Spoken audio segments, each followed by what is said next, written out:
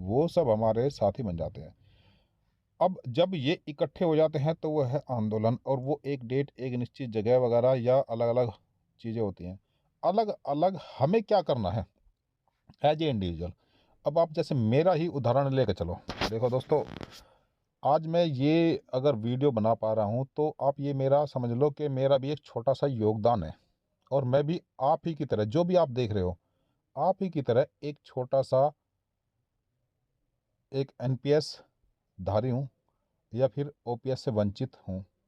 तो मेरा अपना स्टेप क्या है, ठीक इसी तरीके से आपके भी स्टेप है। आप चाहे वीडियो देख रहे हैं या फिर आप आंदोलन में भाग ले रहे हैं, एक तो हमारा है कलेक्टिव, इकट्ठा होकर जब हम एक सामूहिक काम करेंगे, वो है हमारा एक पूरा आंदोलन।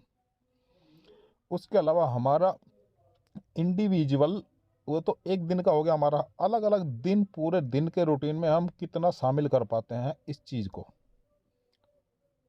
और अगर 70 लाख 80 लाख 1 करोड़ ही मान के चलो, अब तो आप 1 करोड़ लोग जब इकट्ठे होते हैं, वो तो एक एक दिन होता है, मगर इतने दिन हैं। हम देखो, ये जो इकट्ठे करने के लिए तो बहुत सारे संगठन आपने देखे, एनएमओपीएस, हर एक स्टेट लेवल पर। उससे भी पहले अलग अलग स्टेटों के अलग अलग नाम रहे हैं। कुछ कलेक्टिव हो गए, अटेवा बन गया, बहुत सारे संगठन बने हैं। वो तो एक ये भी काम कर रहे हैं, एक कलेक्टिव करवाने का काम। मगर मेरा जो प्रयास है, मैं चाहता हूँ कि जो इंडिविजुअल का पर डे का जो आपका संघर्ष है, मैं ये नहीं कहता कि आप जो है किसी का जात त्योहार सर फोड़ दो, या आप जो है जाकर कहीं धरना प्रदर्शन अकेले आदमी कर दो। आपका अपने रूटीन में इसको कैसे लेकर आए, इस संघर्ष को, इस आंदोलन को किस तरीके से आप कर सकते हो, और आप क्या कर सकते हो। आप सभी, हर एक पोस्ट होल्डर है, एक गवर्नमेंट जॉब में आप बैठे हो, एक पद पे आप बैठे हो। आपका एक मान है, सम्मान है, आपकी एक रेपुटेशन है, आपका एक जो है स्टेटस है। आप क्या कर पा रहे हो अपनी जगह बैठकर, कितना यूज कर पाते हो, और संघर्ष किस तरीके से आप कर सकते हो। आजकल मीडिया का ज़माना है। ये जो आप देख पा रहे हैं, सुन पा रहे हैं, ये मैंने काफ़ी दिनों से सोचा, सीखा, अलग अलग तरीक़ों से सीखा, और आपके सामने ये सब प्रस्तुत कर पा रहा हूँ। कैसे प्रस्तुत करते हैं, रिस्क भी है। ऐसा नहीं है दोस्तों कि कुछ करने में रिस्क नहीं है। तो दोस्तों, जब ये हमने इन्होंने अपना सब सर्वोच्च बलिदान देकर, रिस्क लेकर हमारे लिए इतना कुछ किया, तो हम क्या कर सकते हैं जिससे हम अपने आप को सेफ भी रख लें। डिपेंड करता है मैं कितने दूर तक, कितने अपने आप को लेकर चलता हूँ, और कितना मैं अपना खो खो सकता हूँ जिससे कि और लोगों को फ़ायदा पहुँचे। मेरी कितनी कैपेसिटी है या कितनी मजबूरी है, ये सारी चीज़ें शामिल है हर एक उसमें। हर एक 5 उँगलियाँ बराबर नहीं होती दोस्तों, और जो काम कन्नों उँगली का होता है वो अंगूठे का नहीं होता, जो अंगूठे का है वो बड़ी उँगली का नहीं होता। सबके डिपेंड करता है अलग अलग। जो काम सुई का है वो सुई का एक अलग काम है, तलवार का अलग काम है। तो दोस्तों, सुई को भी अपना काम करना है साथ साथ में, और तलवार को भी अपना काम करना है। छोटी उँगली को भी करना है, बड़ी उँगलियों को भी। और जब आंदोलन हो तो समझ लो सारी मिलकर इकट्ठी होकर मुट्ठी बना के हमारा आंदोलन है। आप चाहे कहीं भी हो, जितनी अगर सारे मिलकर आंदोलन करेंगे तो भाई आप तो जानते हैं मुट्ठी में कितनी ताकत होती है, एक पूरा हथौड़ा बन जाता है। वो हथौड़े से आपने इतनी सारी मूवी देखी, और कई बार पूरे हथियारों को तोड़ देते हैं, हाथों से तोड़ते दिखाते हैं, सारी चीज़ें होती है। वो सब क्या होता है, मुट्ठी से। और उंगली से आपने कोई लड़ता हुआ देखा? उंगलियों से अगर आप एक्सपर्ट हो चुके हैं, वो जो कुंग फू टाइप होता है, कुछ वो गेम होते हैं, या उंगली से वो तो होता है, मगर फिर भी अगर आपको ज़्यादा बड़ा हथियार चाहिए होता है तो आंदोलन है, और वो रूप है मुट्ठी का। तो कोई उंगली हमारी इधर उधर घूम रही है ना, उन सबको एक तो इकट्ठे करना है। उंगलियों से मतलब जो हमारे साथी कह लो, उंगली हमारे साथी। वो साथी कई तरह के हैं। सबसे पहले तो उनको आइडेंटिफाई करना है दोस्तों। जो हमारे साथी ये अलग अलग है, इनको आइडेंटिफाई करना है। अब ये देखो, ये किस तरह के लोग हैं। इनमें से अगर कह सके, अगर 1 करोड़ मान के चले या 70-80 लाख ही मान के चले, तो 30 लाख लोग अगर एक जगह इकट्ठे हो जाए, 30 लाख, तो धुआं उठ जाता है और हर चीज़ हिल जाती है। प्रशासन, नेता वेता, सरकारें सब हिल जाते हैं 30 लाख इकट्ठा होने से, उनकी शक्ति से। मगर ये क्या हो रहा, अभी भी हमारे पूरे लोग इकट्ठे नहीं हो पा रहे। इकट्ठे होने के लिए हमें क्या करना है, क्या हम करें कि जिससे ये इकट्ठे हो जाएं? तो दोस्तों, या तो सबको ऐसा हो कि सबको पता चल जाए, और पता तो सबको है दोस्तों, कि 10% सबका कट रहा है, और वो 10% कहाँ जा रहा कुछ नहीं पता। पेंशन मिल नहीं रही, जीपीएफ मिल नहीं रहा दोस्तों, कुछ भी जो है सर्टेन नहीं है, और ये हर किसी के साथ में हो रहा, और सबको पता है, उनकी फैमिली को पता है, उनके बीवी बच्चों को पता है, मगर फिर भी कुछ कर नहीं पा रहे। चाहते सब हैं, इकट्ठे नहीं हो पा रहे, चाहते सब हैं। तरीके क्या है? हर कोई सोचता है कि भाई बंधु, विजय कुमार बंधु करेगा और हम उसके साथ चलेंगे। ठीक है, बंधु कर भी रहा है और करता भी रहेगा, ये भी अच्छी बात है। उसके अलावा हर एक प्रदेश स्तर पर भी है, और ये तो केवल NMOPS है, एक अटेवा का संगठन है, उसके भी अध्यक्ष और अलग अलग पदाधिकारी हैं। हर एक स्टेट लेवल पे बहुत सारे संगठन हैं, उसके पदाधिकारी हैं, और ऐसा नहीं है कुछ वो नहीं है। अगर आप देखो तो पिछले कुछ सालों में ये इतना बड़ा संघर्ष बन चुका है, ये पॉजिटिविटी है कि इतना बड़ा संघर्ष बन चुका है, ये सब है इकट्ठे होने का नतीजा। हर एक ने सोचा, ऐसा नहीं हुआ कि एक एक हर एक आदमी ने सोचा, चाहे इसमें बंधु हो, चाहे अलग स्टेट के अलग अलग हो। और इसमें ये नहीं होता कि मैं ये कह रहा, पदाधिकारी तो करते ही हैं, उसके साथ साथ में जो इकट्ठा होता है, जो एक दूसरे को लेकर चलता है, पहली सोच, पहला कदम, वो सब एक संघर्ष का ही परिणाम है। मगर फिर भी जैसे कुछ साथी नए आते हैं, अब नए साथी ऐसे भी बहुत हैं कि आजकल मीडिया का ज़माना है, काफ़ी एक्सपर्ट हैं, और उनको काफ़ी आइडिया हो जाता है। जो शुरुआत में रही, तो शुरुआत में काफ़ी कन्फ्यूजन रहा। अब दोस्तों ये समझ लो कि जैसे अगर मैं कहूँ कि मेरे 2005 में ही नियुक्ति होगी भाई, 2005 में ये पता था कि 2005 में हमारी जो पेंशन है, एक तो दोस्तों कोई भी हो, जब नौकरी लगती है ना, तो नौकरी में ना हनीमून पीरियड चलता है। जैसे कहते हैं ना, सरकार बनती है, सरकार का हनीमून पीरियड होता है 2 साल 6 महीने कुछ, वो उसमें एंजॉय करता है, रेवड़िया बांटता है। तो नौकरी लगने के बाद भी ना 2-3 साल तो हनीमून पीरियड का ही चलता रहता है। वो क्या होता है, उसमें उसके जो है लगभग शादी, बच्चे, और सेटलमेंट, घर का सेटलमेंट, ये सब चलता रहता है। तो उसमें इतना बिजी हो जाता है, और खुशी भी होती है, एंजॉय भी करना होता है। और दोस्तों, ये एक सत्य है कि लाइफ में नौकरी पाने के लिए बहुत सारे लोग जो है अपनी शादी को टाइम से डिले करते रहते हैं। अब शादी का अगर सही बात करें तो भाई 21 साल है। अगर नौकरी 21 साल जो है, 18 साल में नौकरी लगनी होती है। अगर इतनी नौकरियां हो कि भाई 18 साल होते सार उसको गवर्नमेंट जॉब मिल जाए सबको, इमेजिन करो कि सबको 18 साल होते सार सबको नौकरी मिल जाए, और सबको नौकरी मिल गई, तो 21 साल में शादी करने में कोई प्रॉब्लम नहीं है। 3 साल में उसका आराम से सेटलमेंट है, या 22-23 साल में हो जाए। अब दोस्तों हो क्या रहा है, नौकरी जो है इतनी है नहीं, गवर्नमेंट सेक्टर खत्म होते जा रहे हैं, प्राइवेट सेक्टर है। प्राइवेट सेक्टर में कोई नौकरी को नौकरी अपना आप को कह नहीं रहा है। अब सरकारी नौकरी खत्म हो गई है, वो नौकरी का कंपटीशन इतना है कि हम ही लोग इतने हो गए कि नौकरी आज के टाइम में गवर्नमेंट जॉब मिलती है तो कभी कोर्स करो, कभी कुछ करो, 25 से लेकर 30 साल, और या फिर आज तो मान लो चलो कि 28 से लेकर और 33 साल तक का लगभग, 28 से 25 से 30 साल तो मान के चलो जब जाकर नौकरी मिलती है। अब इसी साल में उसकी, क्योंकि वो ऑलरेडी 21 साल से 5 साल 6 साल 7 साल 8, एवरेज मान के चलो 25 से 30, अगर कोई सरकारी नौकरी है तो 25 और 30 साल के बाद ही कम से कम जाकर उसकी शादी हो रही है। तो वो उसका फिर हनीमून पीरियड बनाना वैलिड है दोस्तों। उसके बाद में फिर संघर्ष करता है। तो मेरे कहने का मतलब ये है कि हम, जो हमारे नए साथी आ रहे हैं, उन साथियों को शुरुआत में ही थोड़ा थोड़ा उसको जगा के रखा है, और अब जाग भी रहे हैं। शुरुआत में नहीं जागे, ना उनको ऐसा लगा कि भाई हमारी तनख्वाह ठीक है और नौकरी भी ठीक में लगी। पे कमीशन आने पे बाद में तनख्वाह थोड़ी बेटर लग रही है, मगर आपको इनकम टैक्स रूपी एक चीज़ है। अगर आपने इनकम टैक्स के बारे में ज़रूर सुना होगा, इनकम टैक्स में 10, 20 और 30 आजकल थोड़ा सा ही, अगर थोड़ा सा पुराना आदमी नौकरी में हो जाता है तो 30% की रेंज में पहुंच जाता है। तो आप समझो कि 30% हमारा वहाँ गया, 10% यहाँ गया, 40% हमारा निकल गया, बचा कितना? 60%। अब 60% बचा हुआ, 60% में से हमें सब कुछ अरेंज करना है, और ना हम 60% में से 40% तो दोस्तों जो है आज के टाइम में अगर नौकरी वाला है उसका वैसे निकल लेता है। वो स्किल से 10 या % उसकी सेविंग हो रही है आज के टाइम पे।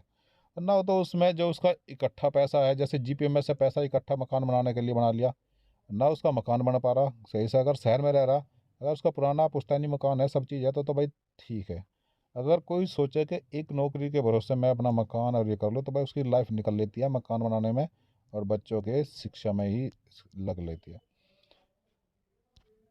अब दोस्तों इसके अलावा एक बात और करते हैं। देखो, जब अंग्रेजों ने पेंशन शुरू की सबसे पहले, तो पेंशन का क्या था क्राइटेरिया? अगर नौकरी की तनख्वाह की बात करें तो दोस्तों सबसे पहले जब अंग्रेजों ने यहाँ पे राज कर रहे थे, तो उन्होंने, जब उनको लगा कि मैं तनख्वाह नहीं दे सकता, तो वो क्या देते थे? अगर पहले ही बात करें तो तनख्वाह नहीं दे सकते तो जागीर दे देते थे। जागीर के बाद में फिर उन्होंने क्या करा, तनख्वाह का आ गया हिसाब किताब, पूरी तनख्वाह मिलने लगी। भाई आपने कहा भ्रष्टाचार इधर उधर चेंजिंग वेंजिंग मत करो जिससे कहीं गड़बड़ ना हो, कुछ करने लगे, तो उन्होंने तनख्वाह का रूप चलाया। उसके बाद में देखा कि भाई आदमी रिटायरमेंट के बाद में, क्योंकि ये तो 24 घंटे का हमारा नौकर है, और कुछ लोगों ने ऐसा करते बिजनेस शुरू कर दिया था, तो उसको सबको बिजनेस वगैरह बंद करे, कंडक्ट रूल बने, और उनके लिए कहा कि भाई जब ये पूरा काम नहीं कर पाएगा तो ये जो है उसको पेंशन दी जाए। उसका रिटायरमेंट के बाद में 60 साल में एवरेज मान के चला, तो जो है उसको रिटायर कर दिया और उसको पेंशन दे दिया। अब वो रिटायर तो आज भी हो रहे हैं, तो पेंशन अब ख़त्म हो रही है, या पेंशन ख़त्म हो रही है, और दूसरा जीपीएफ था वो भी हमारा ले लिया। तो ये जो है दोनों चीज़ दे दी, मगर ना तो आज के टाइम पे इस, हम जो लोग हैं, या तो कंडक्ट रूल में भी चेंज करो भाई। अगर सरकार नहीं दे पा रही पेंशन, नहीं बुढ़ापे को दे पा रही, तो क्या करे? कंडक्ट रूल चेंज करो। कंडक्ट रूल में बताओ कि भाई आज के टाइम में कोई एक बिजनेस, कोई एक प्लेटफॉर्म, या चाहे मीडिया का प्लेटफॉर्म पे ही आप काम कर सकते हो, कहीं पर भी ऑनलाइन। जो टीचर हैं, अध्यापक हैं, वो एक, जो सरकारी नौकरी में नहीं है, वो एक ऑनलाइन पढ़ाता है, और उससे जो सरकारी नौकरी में पैसा कमा रहा है उससे ज़्यादा पैसा कमा रहा है ऑनलाइन पढ़ाने वाला। घर पर बैठता है, क्लास लेता है, पहले कुछ दिन तो उसको कम होते हैं, और उसके बाद में उसको काफ़ी पेमेंट होने लगती है। और तो और आज के टाइम में अगर आप यूट्यूब देख रहे हैं और यूट्यूब के बारे में थोड़ा जानते हैं, तो दोस्तों यूट्यूब पर जो टॉप यूट्यूबर है वो क्या कर रहे हैं, बहुत सारों को, अगर आप टॉप यूट्यूबर के चैनल देखो तो उनके कंटेंट में जो गालियाँ होती हैं, गालियाँ होती हैं, और गालियाँ दे देकर वो इतना पैसा कमा रहे हैं कि जो है एक सरकारी नौकर बहुत पीछे है। आप कल्पना नहीं कर पाओगे कि उनकी 5-5, 10-10 लाख रुपए महीने की इनकम है। और लो मज़ा, ये जितना सिनेमा है, सिनेमा में आपने देखा, हीरो देखे, कुछ भी देखा, वो जो है जितना हम कमाते हैं उससे ज़्यादा उनका टैक्स होता है। जितना हम टोटल कमाते हैं एक साल में, उससे ज़्यादा वो टैक्स दे देते हैं। अब आप समझो उनकी इनकम कितनी है।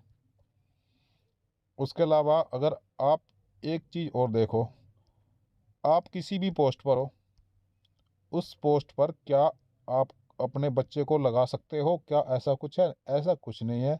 दोबारा से फिर उसी बच्चे को, अपने बच्चे को दोबारा से मेहनत करके उसी जगह आना पड़ेगा। अब दूसरी तरफ देखो, एक बिजनेसमैन है, शुरुआत में उसने चाहे पकौड़े बेचे, चाहे उसने चाय बेची, चाहे कुछ भी करा, उसने अपना एक सेटअप इंडिपेंडेंट अपना खुद का सेटअप कर लिया।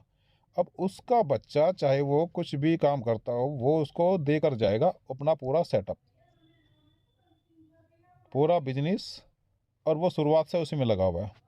गवर्नमेंट एम्प्लॉय, आप चाहे अध्यापक बन जाओ, आप कर्मचारी बन जाओ, आप आईएएस बन जाओ, आपके बच्चे को जीरो से शुरुआत करनी पड़ेगी।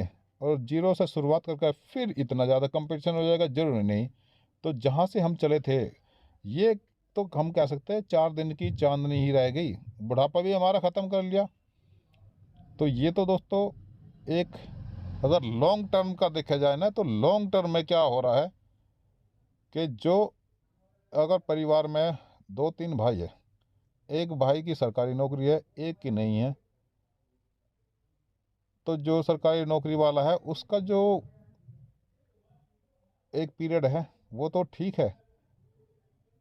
अगर शुरुआत में देखो ज़्यादा ही माली हालत है और गवर्नमेंट जॉब मिल जाए तो ज़्यादा अच्छी बात है, मगर उसके बाद में वो बन जाता है। उसका एक फिक्स क्राइटेरिया है, यही इंक्रीमेंट मिलना है, और ये सब चीज़ सेट है। और बुढ़ापे में जो था वो भी ख़त्म कर दिया। अब जो, और 60 साल में उसको एक तरफ कर देंगे, उसके बाद उसका लाइफ आप समझ लो 60 साल के बाद में जो काम कर सकता है, जो जवानी में कर सकता, 60 साल के बाद तो वो कर नहीं सकता। ये दूसरा भाई था। अब इसने कोई भी एक काम शुरू करा, शुरुआत में इसके पास जो है इसकी लाइफ थोड़ी डिफ़िकल्ट रहेगी। अगर इसने सही दिमाग से काम कर लिया और अपना एक सेटअप कर लिया, चाहे वो बिजनेस का हो, चाहे वो खेती बढ़ा ली या कुछ और कर लिया, तो दोस्तों इसकी लाइफ ये देकर जाएगा। अपना जो भी उसने एक सेटअप बनाया अपने बच्चों को दे देगा वो सेटअप।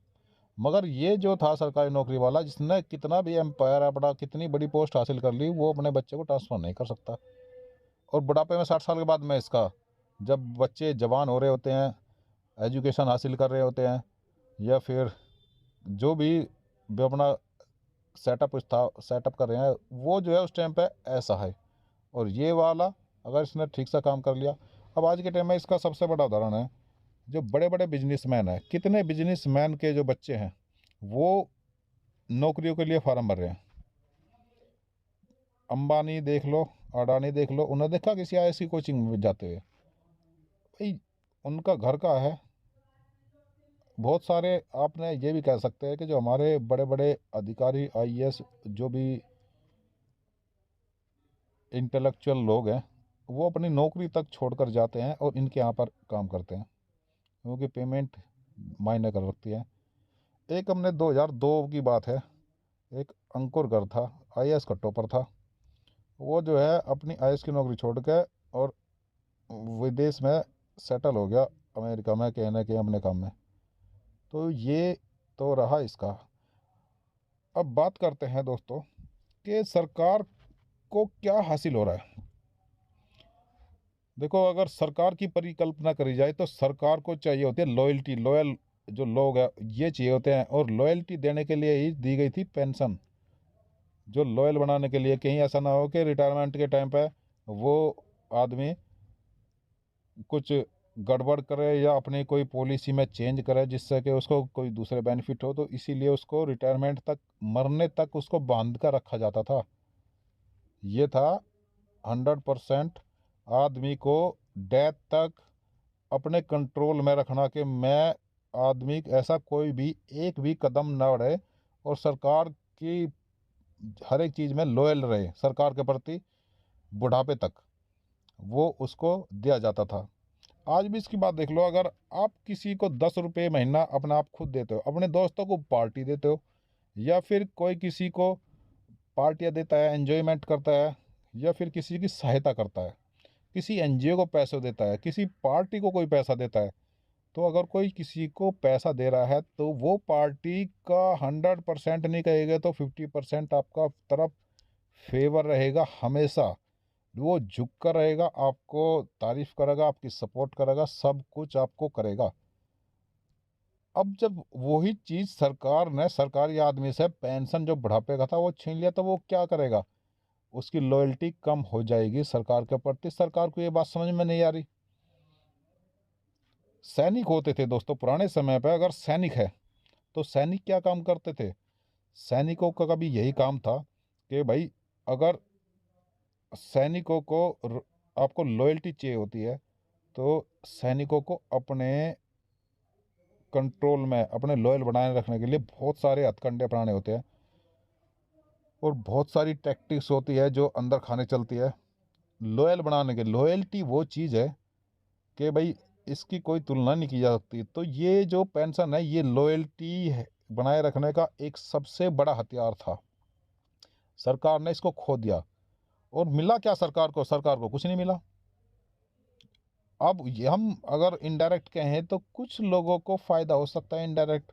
अब वो इनडायरेक्ट फ़ायदा क्या कहे, बोफोर्स तो हम नाम लेकर कह सकते हैं खुलकर, क्योंकि वो तो सबके सामने है।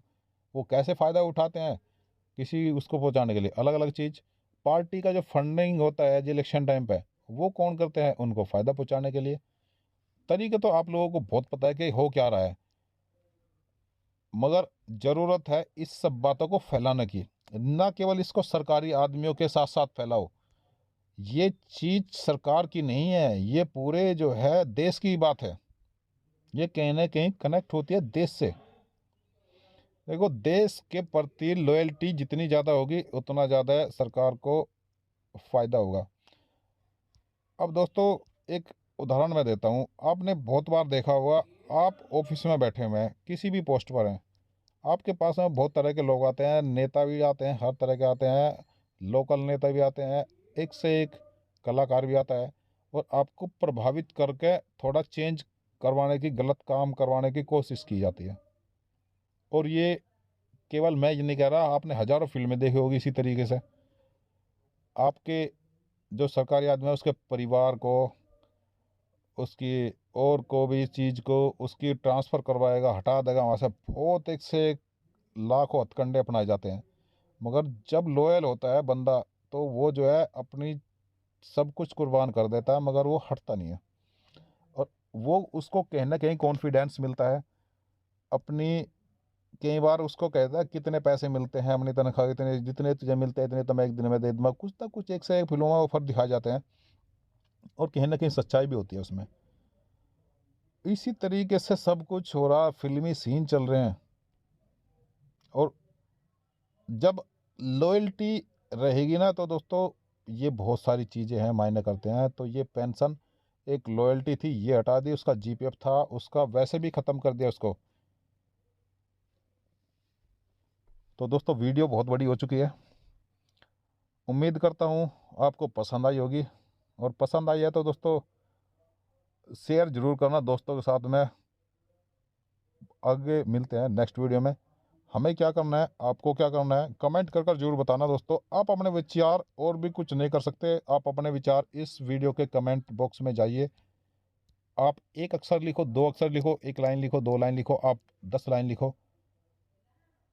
तो दोस्तों मिलते हैं आपको नई वीडियो में। थैंक यू दोस्तों।